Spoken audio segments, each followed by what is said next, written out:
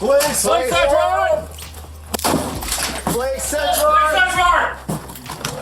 Search warrant! Our first update is from Queensland, where detectives from Taskforce Maxima Southeastern Region have charged 2 men, both members of the Mongrel Mob, with weapon and gang recruitment offences following the execution of a search warrant at Loganlea.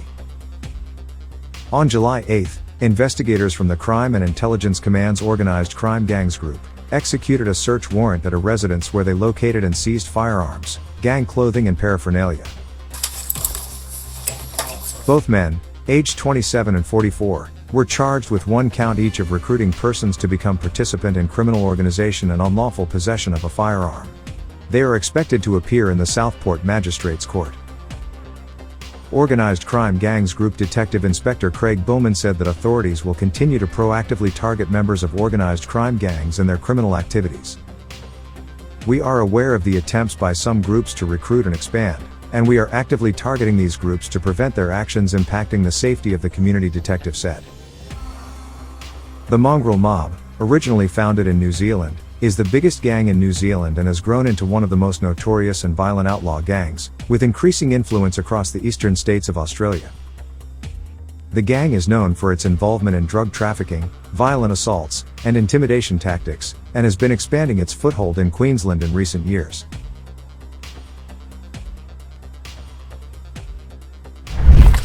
Police search warrant! Police search warrant! Guys, we have a search warrant here, issued under the Police Powers and Responsibilities Act for this address, in relation to the possession of dangerous drugs and weapon offences. Staying in Queensland, our next update is from Victoria Point, where detectives from Bayside Criminal Investigation Branch and Taskforce Maxima have charged a 41-year-old Mongols bikie with 13 offences following a raid that uncovered drugs, weapons, Mongols bikie vests, t-shirts and other Mongols-related paraphernalia. Around 7 a.m. on July 8, police executed a search warrant at a home on Creekside Circuit, where they discovered a loaded revolver, a 3D printed handgun, and a stash of illicit substances including cocaine, cannabis, MDMA, steroids, GHB, and buprenorphine. Officers also seized glass pipes, spoons, digital scales, knuckle dusters, a flick knife, butterfly knife, telescopic baton, and ammunition. A quantity of an anti-personnel substance was also found. The man was further charged for failing to provide access to electronic information. In total, he faces multiple drug possession charges, 3 unlawful weapons possession charges across various categories, and other related offenses. He was remanded in custody and is due to appear at Cleveland Magistrates Court. Detective Inspector Wayne Francis said the outcome highlights the coordinated work of police teams in tackling serious crime. There's no place for dangerous drugs or illegal weapons in our community. Police remain committed to disrupting this type of offending and holding offenders accountable. Another day, another firebombing, this time in South Yarra, Melbourne, where a beauty clinic by the name of Aesthetica, owned by Danielle Gourdeas, was hit. Gourdeas is the partner of known underworld figure Sanar Ghanim. Just before midnight on July 10, this upscale salon on Toruk Road was firebombed, causing major damage and forcing a temporary closure. No injuries were reported, but the timing has raised serious questions. Just weeks ago, Ghanim survived a gangland shooting in Bali that killed his associate Zivan Radmanovic. Sources now suggest both incidents may be linked to Ghanim's unpaid debts and long-running underworld ties. Ghanim is a former kickboxer with previous firearms and drug charges, has deep connections in Melbourne's criminal scene. His past links to slain crime boss Carl Williams and the Bali shooting are fueling speculations that this firebombing wasn't random, but a message. 3 Australian men were arrested in Indonesia in connection to the attack. Authorities believe the Bali shooting was tied to underworld disputes involving large unpaid debts. With Ghanim now back in the city and tensions still simmering, the firebombing at the saloon may be the latest warning shot in an escalating criminal feud. Police are investigating, but haven't commented on motives. The family has also stayed silent about any connection to Ghanim's alleged debts. Next Next up, Sydney, where 3 men have been arrested for their involvement in a large-scale drug importation operation after authorities intercepted about 360 kilograms of methamphetamine hidden inside mosaic tiles. The meth, which has an estimated street value of $333 million, was found in a consignment of 360 boxes believed to have originated from the Middle East. 2 Sydney men, aged 39 and 56, were arrested on 3 July in Liverpool. They have been charged with importing a commercial quantity of border-controlled drugs, an offence that carries a maximum penalty of life imprisonment. A third man from Melbourne, also 39, was charged in May with attempting to possess the drugs, failing to comply with a data access order, and committing an indictable offence while on bail. He remains in custody and is due to appear in court in October. The operation began in April 2025 when the Australian Border Force detected the drug-laced tiles.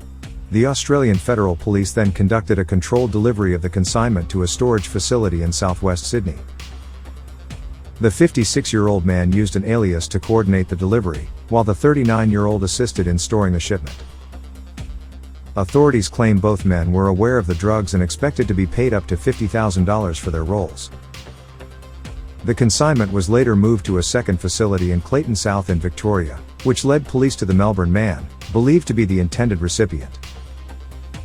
A search of his Donnybrook home uncovered electronic evidence allegedly linking him to the drug plot. It is unclear as to which bikie club or organized crime syndicate were the men linked to, as further investigations are ongoing.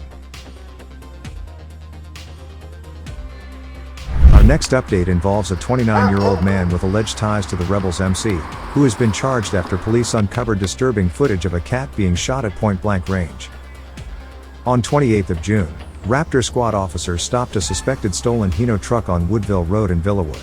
The vehicle had reportedly been stolen earlier that same month. A search of the truck uncovered balaclavas, bolt cutters and gloves. The driver was spoken to at the scene and released pending further inquiries, but police seized his mobile phone. Forensic analysis of the device revealed evidence of firearm use, including a video showing a caged cat being fatally shot at close range. As a result, police executed a search warrant at a home in Rose Meadow around 1 p.m. on 2nd of July. During the search, officers located a rifle butt, a taser, $18,400 in cash, 170 vials of human growth hormones, CCTV equipment, and a Rebels branded vest and bikie paraphernalia. The man was arrested at the property and taken to Campbelltown Police Station, where he was charged with multiple offences, including driving a stolen vehicle, possessing a prohibited weapon, and unlawfully possessing restricted substances. He was initially refused bail but later granted conditional bail in Parramatta local court. Following further investigations, the man was rearrested in Rose Meadow around 7 p.m. on Tuesday 8th of July. He now faces additional charges including unauthorized firearm use, firing a weapon in a manner likely to cause harm, and animal cruelty resulting in death. He was refused bail and is scheduled to appear in Campbelltown local court. Since this news of the cat emerged, the man has been widely condemned on social media, with animal lovers and online communities expressing their anger and concern over the cruel act. Next update is from The Entrance, a coastal town located in New South Wales, where Joshua Dean, a 41-year-old Bandidos bikie, was caught red-handed with cocaine at a hotel room. Despite being on a good behavior bond for supplying drugs, police found him with his hands covered in cocaine during a raid at the Ibis Hotel in January this year. Specialist officers entered room 307 and found him sitting with a glass dish of white powder in front of him. A search uncovered nearly a kilogram of cocaine, small freezer bags containing powder, scales, a flick knife, cash, and mobile phones. Dean remained completely uncooperative with investigators throughout the process. After his arrest, he was taken to the Entrance police station where detectives attempted to question him about the drugs, cash, and other items seized during the hotel raid. However, Dean refused to respond to any of their inquiries, offering no explanation or statement.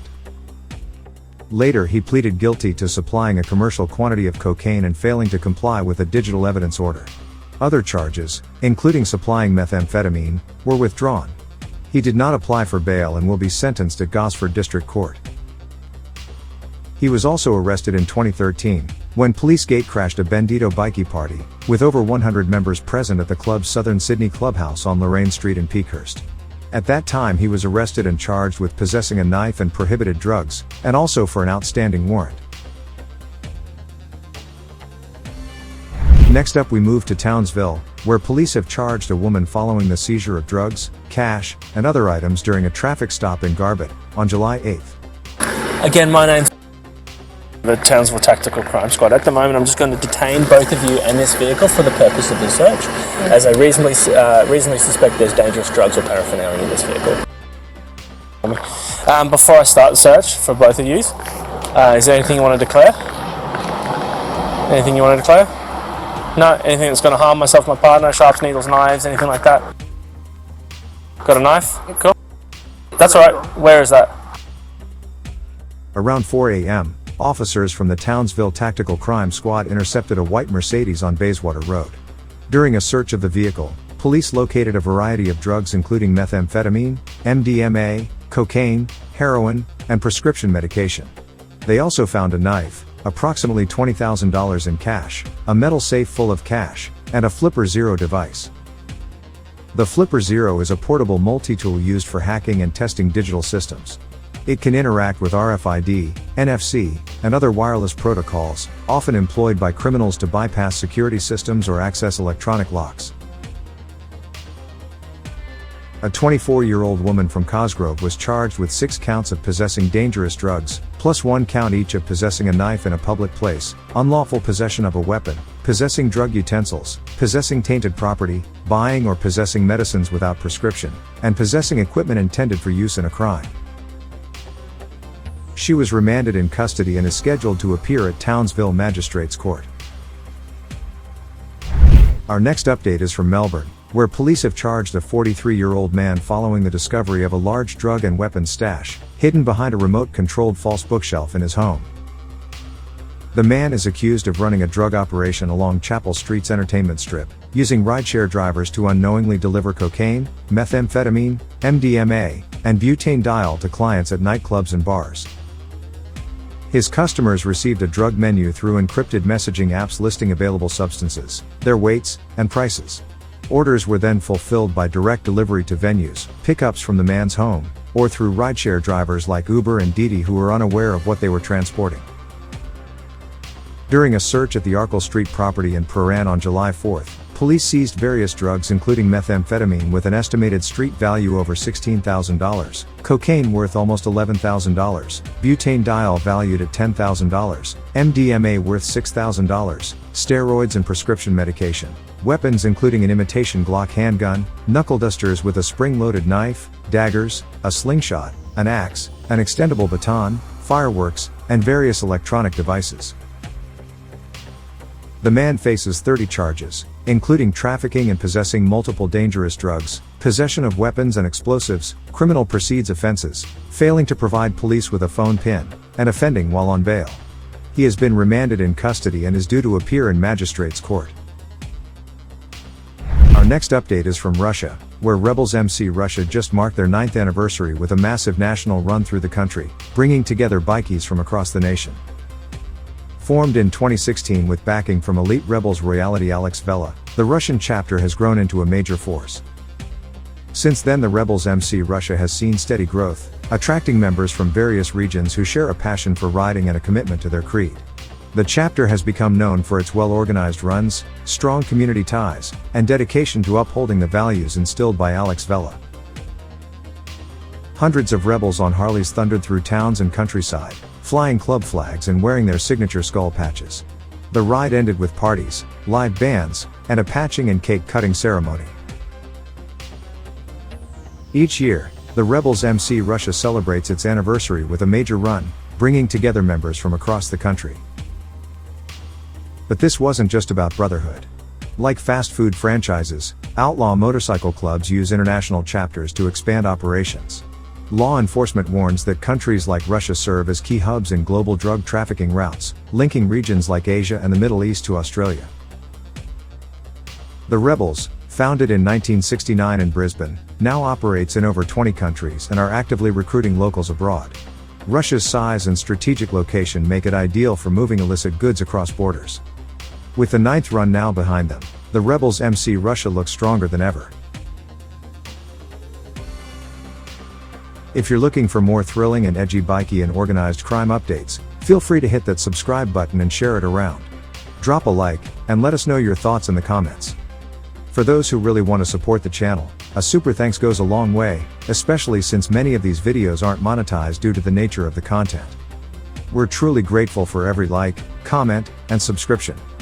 Stay tuned, stay curious, stay awesome, and take care. Wu-Tang.